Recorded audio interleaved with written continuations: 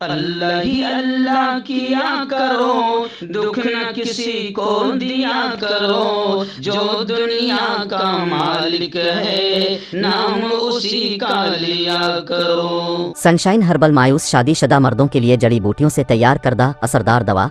इसके अलावा वजन बढ़ाने और मोटापा कम करने के लिए लाजवाब दवाएं इंडिया में कहीं भी हासिल करने के लिए अभी कॉल करें।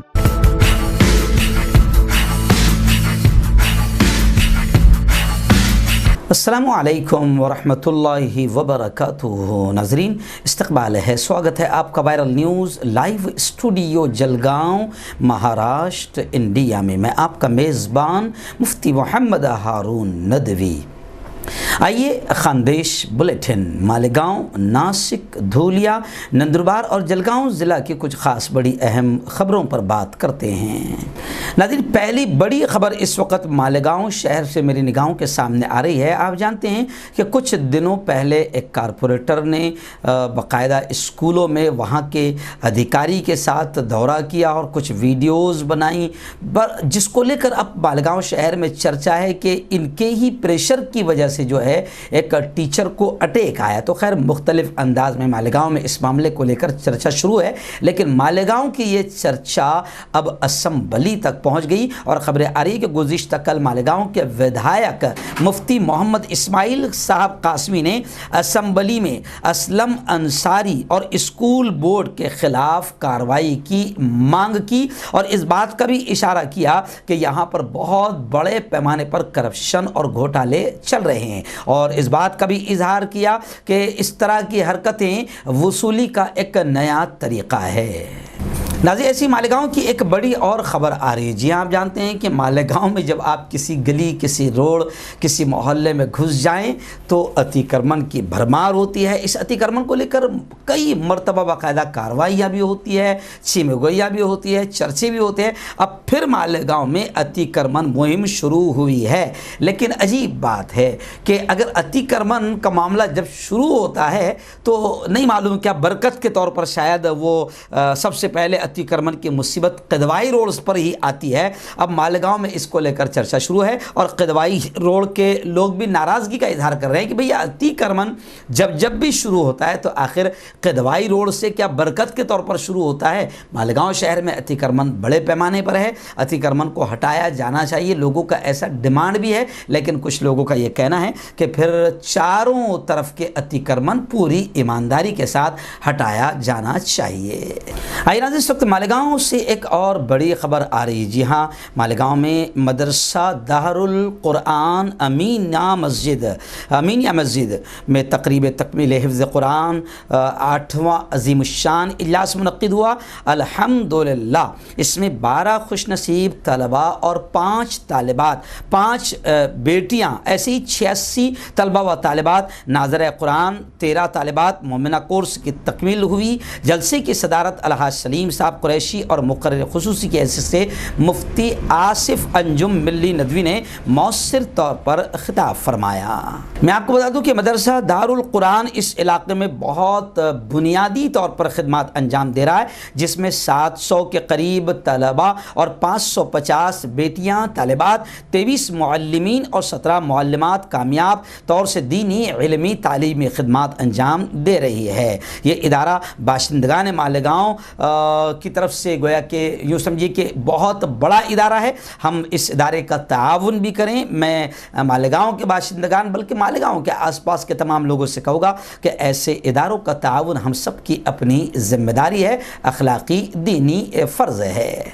आइए नाज़रीन, बात करते हैं डायरेक्ट नासिक शहर और नासिक ज़िला की। जी हाँ, मैं आपको बता दूं कि अभी कुछ हफ्ते पहले, बल्कि यूँ समझिए कि एक 10 दिन पहले जो बारिश हुई थी, जिसे बेमौसमी बारिश कहा जाता है, हालांकि हमारा ये मानना है कि अल्लाह ही जानता है सारी हिकमतें, सारे राज, उसका हर अमल जो है वो हिकमत से खाली नहीं होता है, मसलहत से खाली नहीं होता है, लेकिन फिर भी ये माना जा रहा है कि बेमौसमी जो बारिश हुई थी उसकी वजह से नासिक के किसानों पर यूँ समझिए कि क़यामत टूट पड़ी और नासिक शहर और ज़िले के 1200 हेक्टर 1200 हेक्टेयर क्षेत्र की फसल यूँ समझिए कि पूरी तरीके से तबाह बर्बाद हो गई है। 765 हेक्टेयर के अंगूर, तो 400 के करीब हेक्टेयर की प्याज का नुकसान हुआ है और ये भी माना जा रहा है कि तकरीबन 1990 तक पीड़ित किसानों की संख्या पहुंच गई है। कृषि विभाग ने इस तरह की जानकारी दी है।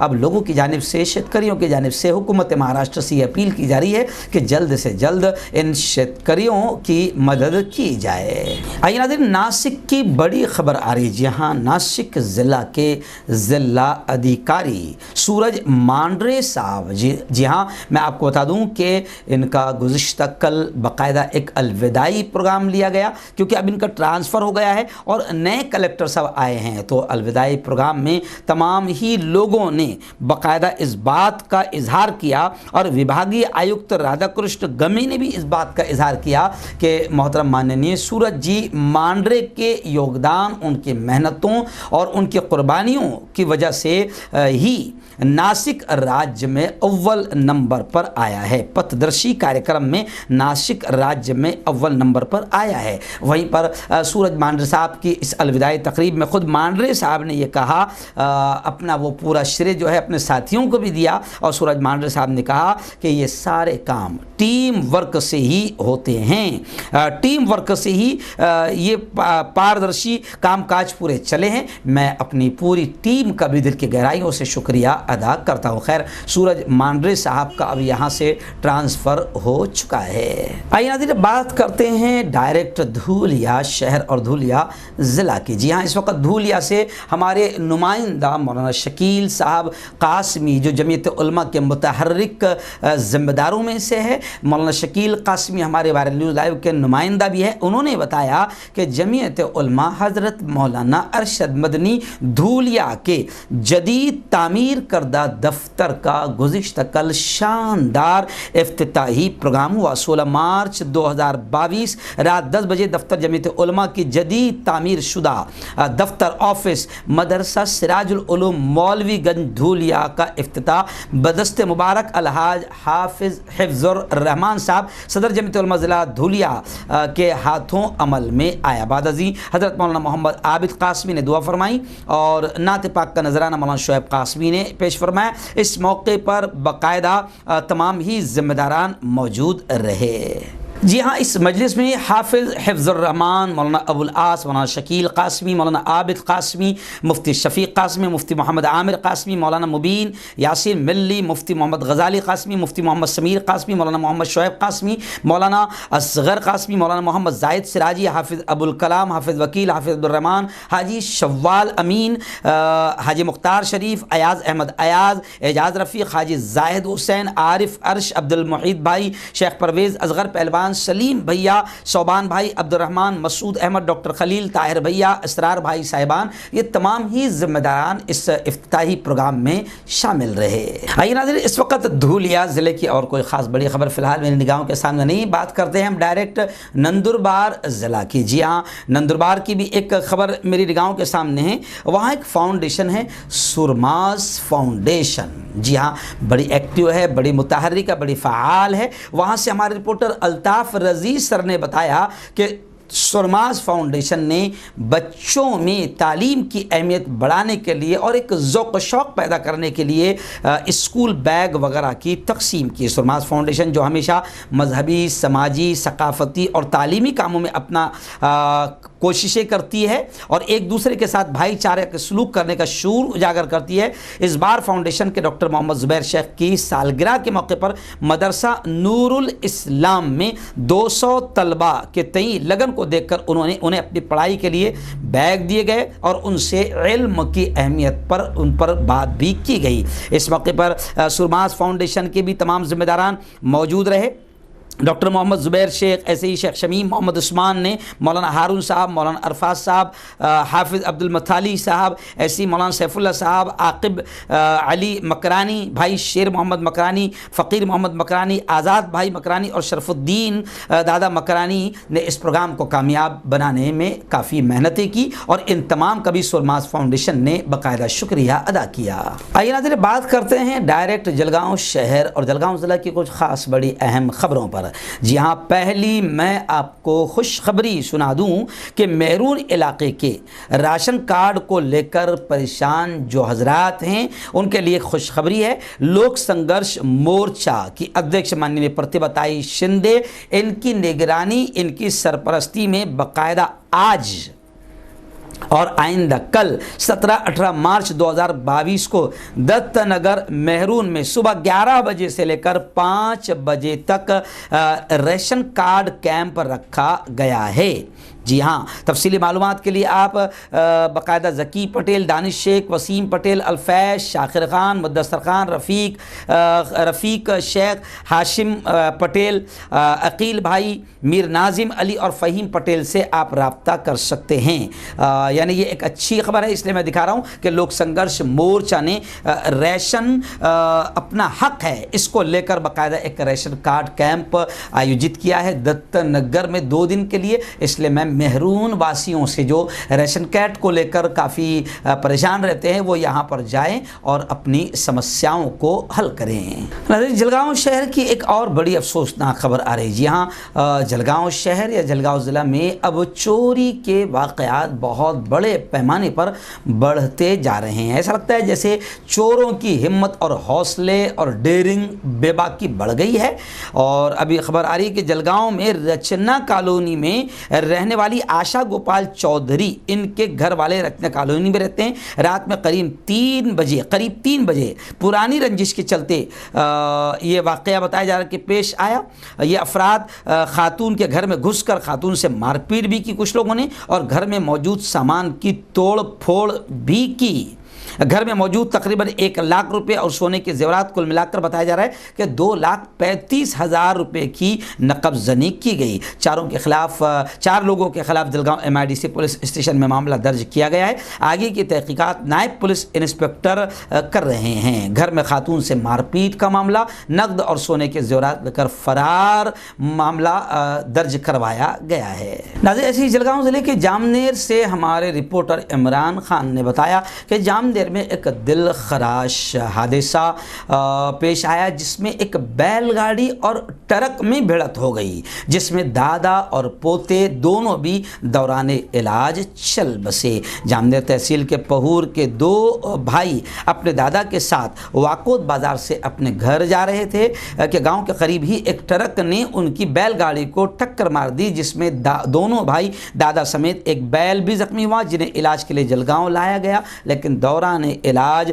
रहीम नासिर शेख उमर 9 साल और नज़ीर शेख मूसा, इन दोनों की यानी दादा और पोते दोनों की मौत हो गई। इसके बाद ड्राइवर के खिलाफ गुनाह दाखिल कर लिया गया। ऐसे नाज़रीन, जलगांव ज़िले के भुसावल से खबर आ रही है कि भुसावल में अल हिरा उर्दू हाई स्कूल, भुसावल की अल हिरा उर्दू हाई स्कूल में एक अलविदाई तकरीब मुनक़िद की गई। मोहम्मदी एजुकेशनल एंड वेलफेयर सोसाइटी के ज़ेर एहतमाम 12 मार्च को बरोज़ सनीचर अलविदाई तकरीब का इनेकाद किया गया। प्रोग्राम का आगाज़ तिलावत कलाम पाक से 8वीं जमात के बेटे मुसब खान जावेद खान ने, जबकि नात रसूल का नजराना मुबशरा फ़िरोज़ ने पेश किया। प्रोग्राम की तहरीक और सदारत 10वीं जमात की तालिबा फ़ातिमा ज़ाकिर देशमुख और ताईद मारिया सैफुल्ला और अगराज़ व मकासिद अल हिरा उर्दू स्कूल के सदर मुअल्लिम असलम मिर्ज़ा सर ने पेश किया। मैं आपको बता दूं कि जैसे ही अब 10th ख़त्म हो जाती है तो फिर उसके बाद बच्चे